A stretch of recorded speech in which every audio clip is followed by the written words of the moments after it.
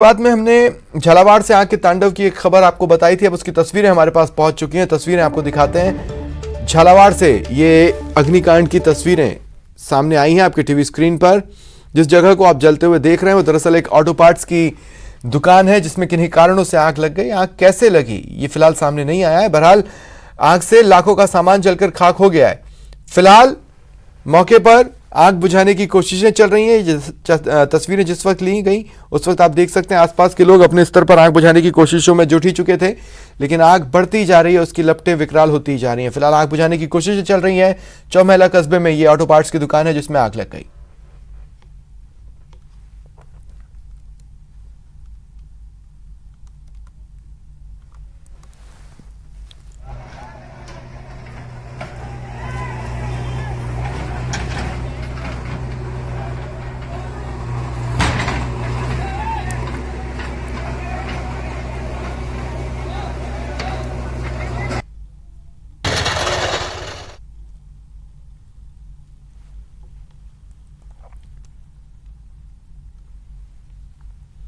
जब गहलोत सरकार संकट में थी तो बीटीपी उसके साथ खड़ी रही, राज्यसभा चुनाव के दौरान भी और बाड़ेबंदी के दौरान भी।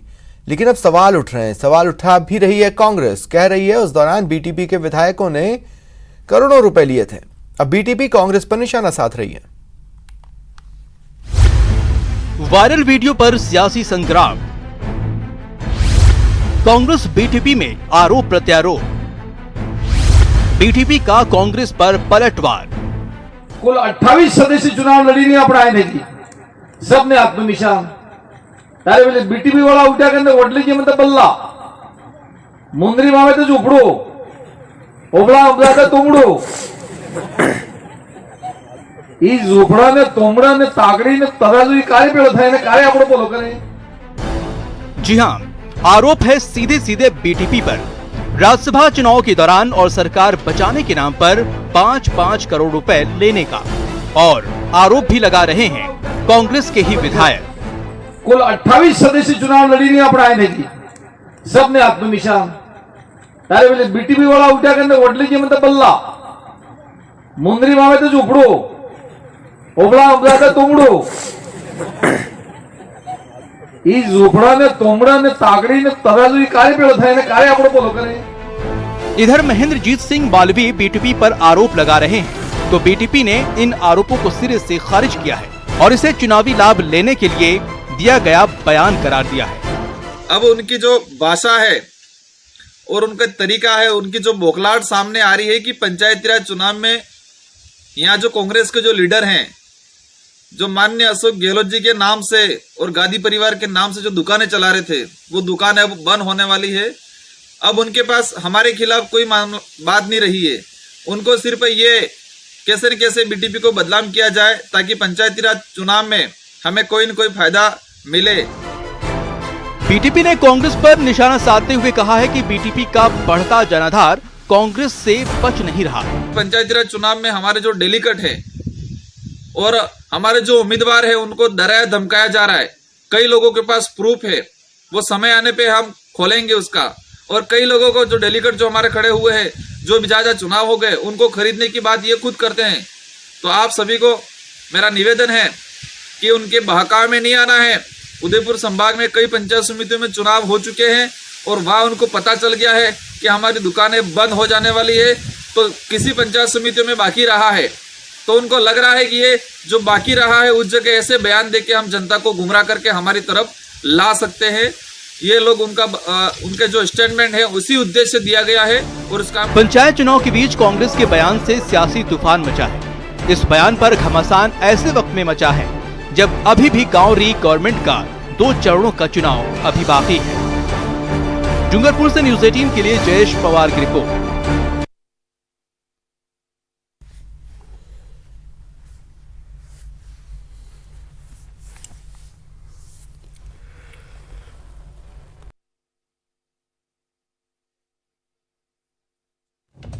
एक ही सामने आई है। एक तरफ सरकार से जुड़े विधायक हैं जिनका कहना है कि बीटीपी ने समर्थन तो दिया लेकिन उसके लिए पैसे लिए। वहीं दूसरी तरफ बीटीपी का कहना है कि चूंकि टीएसपी क्षेत्र में कांग्रेस की पैठ कमजोर हो रही है और ऐसे में तिलमिलाहट में चुनावी फायदा लेने के लिए इस तरह के आरोप लगाए जा रहे हैं, ऐसी कोई स्थिति नहीं है। उन्होंने किसी तरह का पैसा नहीं लिया है। राज्यसभा चुनावों के दौरान सरकार बचाने के नाम पर 5-5 करोड़ बीटीपी विधायकों ने लिए। ये एक गंभीर आरोप जो महेंद्रजीत सिंह मालविया ने लगाया, जिसके जवाब में बीटीपी विधायक राजकुमार रोत उतरे और उन्होंने कांग्रेस पर निशाना साधा। कहा कि बीटीपी का जनाधार बढ़ रहा है जो कांग्रेस पचा नहीं पा रही है। बहरहाल दोनों ही धड़ों के ओर से दिए गए बयान के बाद सियासी तूफान सा मच गया है और गांव री गवर्नमेंट कहीं इसका मकसद तो नहीं है। गांव की सरकार बनाने की कवायदों पर तो ये कोशिश नहीं है। और बीजेपी विधायक रामलाल शर्मा जी इस वक्त मेरे साथ फोन लाइन पर जुड़ रहे हैं। रामलाल जी, ये जो पूरी राज्यसभा चुनावों का प्रकरण रहा है, ये पैसे के लेन देन का आरोप कांग्रेस ने बीजेपी पर, बीजेपी ने कांग्रेस पर, कांग्रेस ने अब बीटीपी पर भी लगा दिया। जी देखिए, सबसे पहले तो मैं कहूंगा कि उस समय तत्कालीन घटनाक्रम के दौरान मुख्यमंत्री अशोक गहलोत जी ने कहा था कि भारतीय जनता पार्टी हमारे विधायकों की खरीद फरोख्त कर रहे हैं। और उसी समय भारतीय जनता पार्टी के प्रदेश अध्यक्ष डॉक्टर सतीश पूनिया जी ने कहा था कि सरकार बचाने के लिए गहलोत जी विधायकों को और बसपा और बीटीपी के विधायकों को प्रलोभन देने का काम कर रहे हैं। किसी को माइनिंग अलॉटमेंट का आश्वासन दे रहे हैं, किसी को प्लाट अलॉट करने का आश्वासन दे रहे हैं, किसी को नगद पैसे देने की बात कर रहे हैं। और उसी समय आपने देखा होगा कि निर्दलीय विधायक संयम लोढ़ा विशेषाधिकार कानून प्रस्ताव लेकर आए थे विधानसभा के अंदर।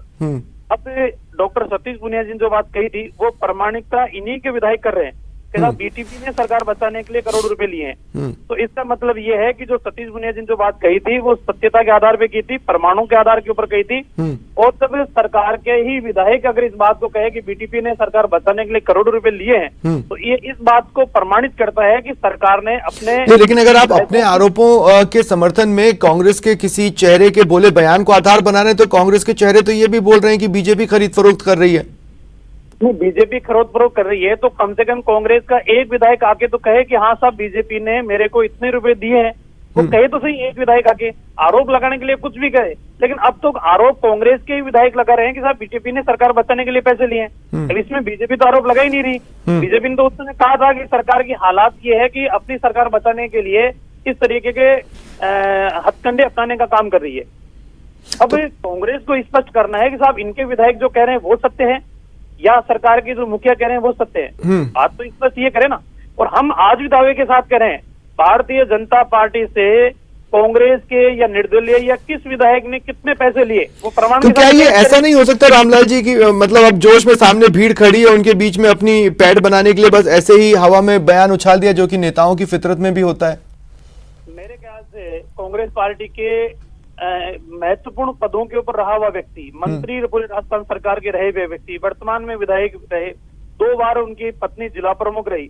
और मेरे ख्याल से इतने कर्मठ कांग्रेसी कोई कार्यकर्ता या जिम्मेदार व्यक्ति अगर कोई बात कर रहा है तो नहीं, पर आप ये बात भी तो आसानी से पचा गए ना रामलाल जी की बीटीपी बिकी होगी।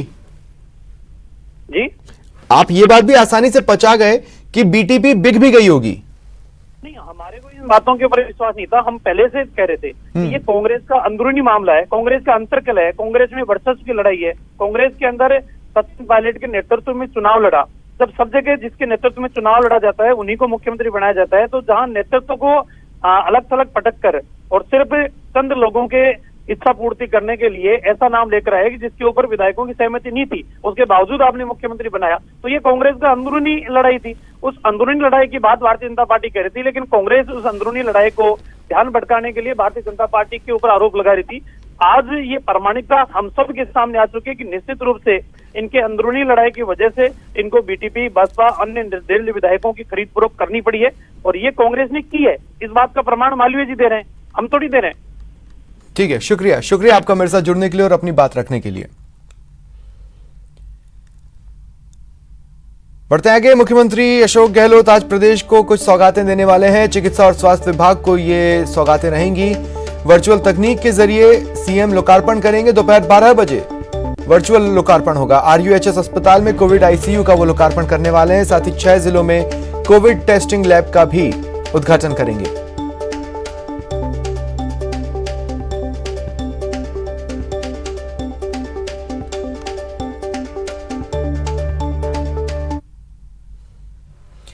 मरुधरा के किसान भी अब हुंकार भर रहे हैं। प्रदेश के किसान आज दिल्ली कूच करेंगे। रामपाल जाट के नेतृत्व में किसान दिल्ली की ओर बढ़ेंगे। प्रदेश में भी धरना प्रदर्शन होंगे। जिला और तहसील पर यह धरना प्रदर्शन किया जाएगा।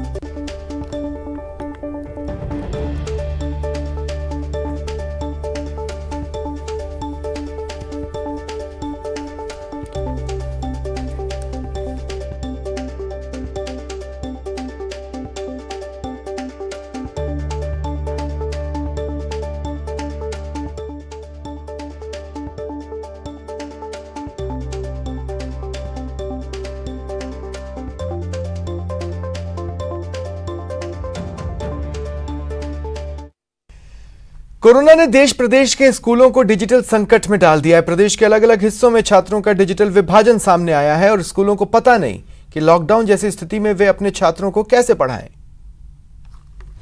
ना मोबाइल ना इंटरनेट, कोरोना काल में कैसे हो पढ़ाई, सुविधाओं के बिना कैसे सच होगा सपना। वंदना जयपुर के रेजिडेंसी स्कूल की 6ठी कक्षा की छात्रा है। माता पिता गरीब हैं, भाई टैक्सी चलाता है, लिहाजा घर में स्मार्टफोन की कमी वंदना की पढ़ाई में बाधा बन गई है। दोपहर के बाद जब मोबाइल मिलता है तब थोड़ा बहुत पढ़ाई हो जाता है, फिर भैया वापस मोबाइल लेता है, उसका होमवर्क आता है तो वो भी करता है। आपकी क्लास निकल जाती है तब तक? यस। हाँ। दिक्कत बहुत आ रही है सर, बहुत ज़्यादा दिक्कत आ रही है। नया मोबाइल लगे तो सर इतनी इनकम नहीं है और अभी आपको पता है सर ये कोरोना वो चल रहा है तो इतना सर वो मतलब सवारी वारी भी इतना है नहीं सर हमारे पास, तो मोबाइल तो लेने जाएंगे तो सर कम से कम 10,000 12,000 रुपये का चाहिए मोबाइल। मजबूरी की वजह से आए इस ऑनलाइन एजुकेशन के दौर में शिक्षा का अधिकार सिर्फ स्मार्टफोन या लैपटॉप डिवाइस रखने वालों के पास सीमित कर रह गया है और जिनके पास डिजिटल डिवाइस नहीं है वो ऑनलाइन हुए स्कूलों से गायब हो रहे हैं। अगर ऑनलाइन शिक्षा की तकनीक पर बात करें तो ऑनलाइन एजुकेशन के लिए एक अच्छी क्वालिटी का फोन, बेहतर बैटरी, मेमोरी स्पेस और इंटरनेट कनेक्शन की जरूरत होती है। एक आंकड़े के मुताबिक देश की आधी आबादी से ज्यादा लोग बिना स्मार्टफोन के हैं। ऐसा नहीं है कि सरकार अपने स्तर पर प्रयास नहीं कर रही। गहलोत सरकार ने कोरोना संकट के बीच भी छात्रों को पढ़ाई से जोड़े रखने के लिए ऑनलाइन क्लासेज, स्माइल प्रोग्राम, ई कक्षा जैसे कई कदम उठाए, मगर रेजिडेंसी स्कूल की गरीब 50 छात्राएं ऐसे हैं जिनके पास मोबाइल नहीं है। बच्चों को बस ये ऑनलाइन क्लासेस के वगैरह अवेलेबल नहीं हो पा रहा है इनको, जैसे इनके फाइनेंशियली प्रॉब्लम है घर में, तो इसकी वजह से बच्चे बोलते हैं कि नहीं हमारे ये मेरा भाई है वो है, तो वो पूरा प्रॉपर ये मोबाइल यूज़ कर नहीं पाते हैं। जो हमारे पास लगभग 150 बच्चियाँ हैं और ये ज़्यादातर मजदूर वर्ग के तबके से निकल के आती हैं बच्चियाँ जिनके घरों में स्मार्टफोन्स नहीं हैं और हैं भी तो उनके या तो मम्मी या पापा के पास होते हैं जो कि सुबह निकल जाते हैं शाम को आते हैं। पाठ्य पुस्तकें हमने सब जारी कर दी हैं और घर घर तक पहुंचा दी हैं, फिर भी अगर कहीं नहीं पहुंच रही हैं तो कोई बात प्रधानाध्यापक पीओ को हम पाबंद करेंगे। प्रदेश भर में कोई 1.5 करोड़ छात्र सरकारी और प्राइवेट स्कूल में पढ़ते हैं, मगर अब भी हजारों बच्चे स्मार्टफोन के इंतजार में अपनी पढ़ाई को जारी नहीं रख पा रहे हैं। सरकार ने स्टडी मटेरियल तैयार करने और उसे हर छात्र तक पहुंचाने का इंतजाम तो किया, मगर इसमें स्मार्टफोन आड़े आ गया। क्या सरकार या कोई भामाशाह इन गरीब बच्चों के लिए एक अदद स्मार्टफोन का? अहमदाबाद में जायडस बायोटेक का वैक्सीन प्लांट है जहां पर प्रधानमंत्री नरेंद्र मोदी पहुंचे हुए हैं। हालांकि यहां से वो पुणे और हैदराबाद भी जाएंगे, लेकिन फिलहाल ये जो लाइव तस्वीरें हैं आप ऐसा समझ लीजिए कि कोरोना वैक्सीन कहां तक पहुंची है, उस पर काम कहां तक पहुंचा है। आज हर जगह जहां से समाचार का इंतजार है उस जगह पर प्रधानमंत्री नरेंद्र मोदी जाएंगे और देखेंगे कि कार्य किस तरह युद्ध स्तर पर चल रहा है और कहां तक पहुंचा है। 3 शहरों में कोरोना वैक्सीन के प्रोडक्शन का एक तरह से वो खुद रिव्यू कर रहे हैं। मौके पर पहुंचकर ऑन द स्पॉट अहमदाबाद वो पहुंच चुके हैं, जायडस बायोटेक पार्क का वो विजिट कर रहे हैं। कुछ वैज्ञानिक भी उनके साथ हैं जिनसे प्रधानमंत्री नरेंद्र मोदी जो जानना चाहते हैं उससे जुड़े सवाल पूछ रहे हैं, जानकारियां ले रहे हैं। वैज्ञानिक भी उन्हें उनके सवालों के जवाब दे रहे हैं। ये भी ख़ास बात है कि हाल ही में कुछ राज्यों के मुख्यमंत्रियों के साथ मीटिंग की थी और उन्होंने कहा था कि कोरोना वैक्सीन को लेकर जल्द ही और भी चीज़ें क्लियर की जाएंगी।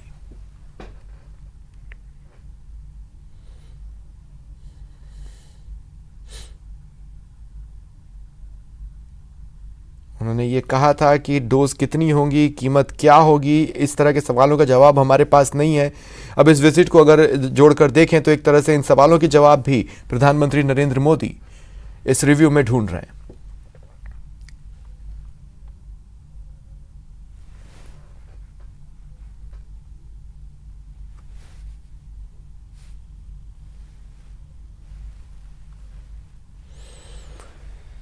तो ये लाइव तस्वीरें हैं, आप अपने टीवी स्क्रीन पर देख पा रहे हैं। मिशन वैक्सीन का पहला डेस्टिनेशन, पहला पड़ाव अहमदाबाद, जहां पर प्रधानमंत्री नरेंद्र मोदी हैं। यहां से जिस वैक्सीन का इंतजार है, जिसका नाम जायकोव डी है, फॉर्मूला जायडस बायोटेक ये बनाने वाली कंपनी, इसका प्लांट जो कि चंगोदर इंडस्ट्रियल एरिया में है। स्टेटस जो वैक्सीन को लेकर सामने आया है वो है कि फेज 3 के ट्रायल्स चल रहे हैं जायकोव डी के। यहां जायडस बायोटेक अपनी वैक्सीन जायकोव डी डेवलप कर रही है। फेज 3 के ट्रायल्स शुरू हो चुके हैं। कहा यह भी जा रहा है गुजरात बेस्ड ये जायडस बायोटेक की जो वैक्सीन है वो पूरी तरह से स्वदेशी है और इसी का रिव्यू प्रधानमंत्री नरेंद्र मोदी कर रहे हैं।